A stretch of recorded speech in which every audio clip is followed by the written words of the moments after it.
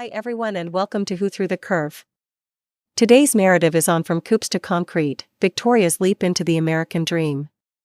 I still remember the humid breeze that wrapped around me the day I left San Juan, the faint scent of salt and roasting coffee beans clinging to my clothes as I hugged my madre goodbye.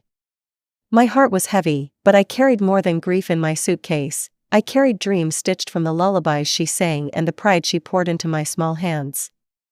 The flight to New Jersey felt endless. Through the oval window, I watched turquoise seas and palm trees disappear, replaced by gray skies and unfamiliar landscapes. I gripped my husband's hand so tightly I feared I'd bruise my own knuckles, but trembling became my constant companion in those first days. Stepping off the bus in rural New Jersey, I was greeted by the clang of machinery and the pungent odor of hay. Instead of skyscrapers and salsa rhythms, I found row upon row of chicken coops, their doors swinging open to the sound of clucking and the soft thuds of feed bags hitting the dirt floor. My husband and I worked side by side, sorting crates of live birds before dawn. Our fingers grew raw from icy water and stripping feathers, our lungs filled with sawdust and ammonia. Yet each shattered cuticle reminded me that we were building something more than barns and fences. We were building security for the children we'd someday bring into this world. Evenings blurred together as we drove home in our beat-up truck, the radio playing Spanish ballads we barely listened to. We crammed ourselves into a small apartment above the farm office, pooling our energy and our tiny paychecks to send money back to my parents. Some nights, exhaustion stole our words, but our silence spoke of unity and shared sacrifice. 12-hour days, 6 days a week, became our new normal.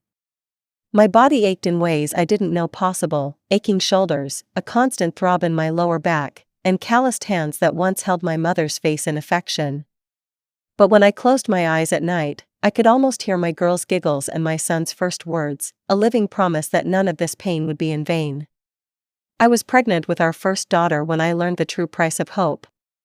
Morning sickness hit harder than the cold snap that sometimes rolled through those barns. Yet each time I gagged over a metal bucket, I reminded myself, she will know a life beyond these coops. Saving was a slow dance with scarcity. Every dollar we tucked away meant foregoing a night out, a new pair of shoes, or a festive meal of pernil. The farm's paychecks could hardly stretch to cover diapers, let alone bus fare to the city. Still, I clipped coupons, mended my own dresses, and canned guava from summertime visits home. Then, one Friday evening, my husband told me about a factory job in Park Slope, Brooklyn. He spoke of wider sidewalks, corner bodegas, and a chance to earn a few dollars more. I cried at the thought of leaving the only place I'd known in America, but I cried harder at the idea of giving up. Brooklyn felt like stepping onto another planet. In that cavernous factory, conveyor belts roared, stamping out metal parts under harsh fluorescent lights. I traded straw hats and overalls for steel-toed boots and earplugs. The work was different, but the hours, 12 a day, 6 days a week, remained steadfast. Motherhood under those factory lights was a tightrope act.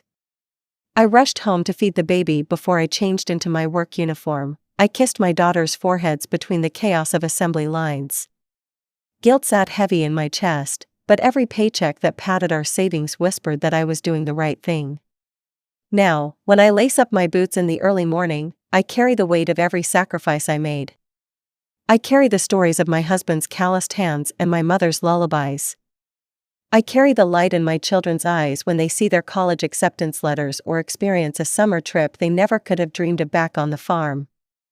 I'm still that island girl in a Brooklyn skyline, still chasing sunrises that feel foreign yet hopeful.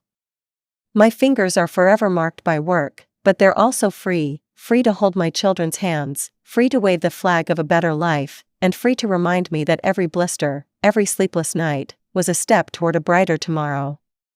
Thank you for listening to Who Threw the Curve, and don't forget to like us, share us, and subscribe.